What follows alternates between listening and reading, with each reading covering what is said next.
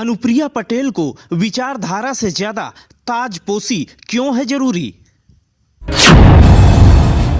महिला उत्थान की बात करने वाली अनुप्रिया पटेल आखिर चुप क्यों?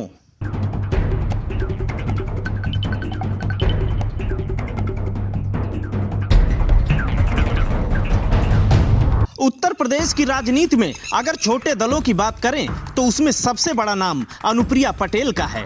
उत्तर प्रदेश में अगर यादवों को छोड़ दें तो उसके बाद पिछड़ी जातियों का सबसे बड़ा प्रतिनिधित्व अगर किसी के पास है तो वो अपना दल के पास है।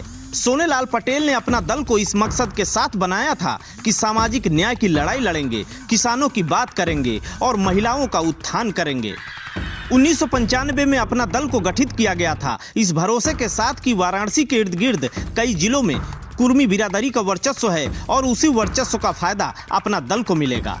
वो अलग बात है कि सोनेलाल पटेल कभी चुनाव नहीं जीत पाए, लेकिन उन्हें उम्मीद और भरोसा था कि एक न एक दिन वो उत्तर प्रदेश की एक बड़ी पार्टी बनेंगे।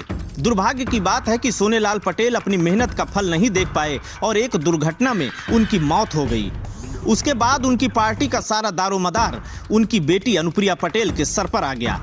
2012 के आम चुनाव में अनुप्रिया पटेल ने विधानसभा का चुनाव रोहनिया से लड़ा और वो विधायक बन गई। उसके 2 साल बाद 2014 में उन्होंने भारतीय जनता पार्टी के साथ गठबंधन कर लिया और मिर्जापुर से लोकसभा का चुनाव लड़ गई और जीत भी गई। उसी बीच पारिवारिक कलह के कारण उन्हें नई पार्टी का गठन करना पड़ा और उस नई पार्टी का नाम तो वो अपना दल के पास सोनेलाल रखा गया। पुरान तो वो अपना दल के मां कृष्णा पटेल की अगुवाई में चलती रही, लेकिन अपना दल के पास अनुप्रिया पटेल की अगुवाई में चमकती रही। आज लोकसभा में एस की 2 सीटें हैं, उत्तर प्रदेश से 9 विधायक हैं और 1 MLC है।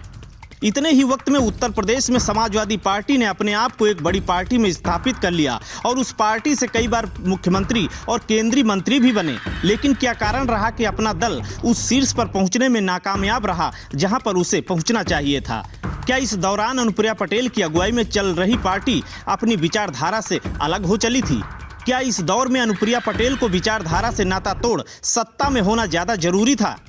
उत्तर प्रदेश में एक तरफ जब सामाजिक न्याय की बात करने वाले ओम प्रकाश राजभर जैसे नेता मंत्री पद से इस्तीफा इसलिए दे रहे थे कि उनकी गठबंधन वाली पार्टी यानी भारतीय जनता पार्टी भ्रष्टाचार, आर्थिक स्थिति, रोजगार जैसे कई मुद्दों पर फेल हो गई थी, और वहीं दूसरी तरफ अनुप्रिया पटेल जैसी नेता जिनको प्रखरता के साथ किसानों के साथ खड़े होना चाहिए था, जिनको महिलाओं के साथ हो रहे अत्याचार के मुद्दे पर सड़क पर होना चाहिए था, जिनको आर्थिक मुद्दे की नीति पर संसद में मौजूदा सरकार को घेरना चाहिए था, उन्होंने ऐसा न करके अपनी ताजपोशी करा ली और लाल बत्ती में घूमना पसंद किया।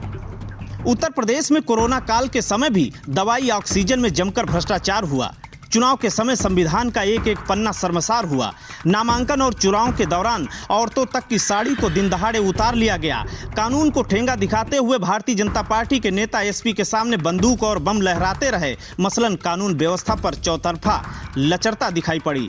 आर्थिक मुद्दे पर देश कराह रहा है, लेकिन अनुप्रिया पटेल अपने मुखारबिंद से एक शब्द तक न बोली। न जाने अनुप्रिया पटेल को ऐसा क्यों लगने लगा है कि बीजेपी है तो सत्ता है, बीजेपी है तो हनक है, बीजेपी है तो चुनाव जीता जा सकता है, और जब चुनाव जीता ही जा सकता है तो फिर उस विचारधारा की जरूरत ही नहीं जिसके बलबूते पर पार्टी की नींव रखी गई थी।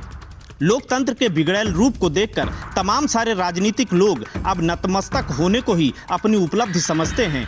अनुप्रिया पटेल उनमें से एक हैं। Bureau report Ashok Kumar Yadav, INF, Uttar Pradesh.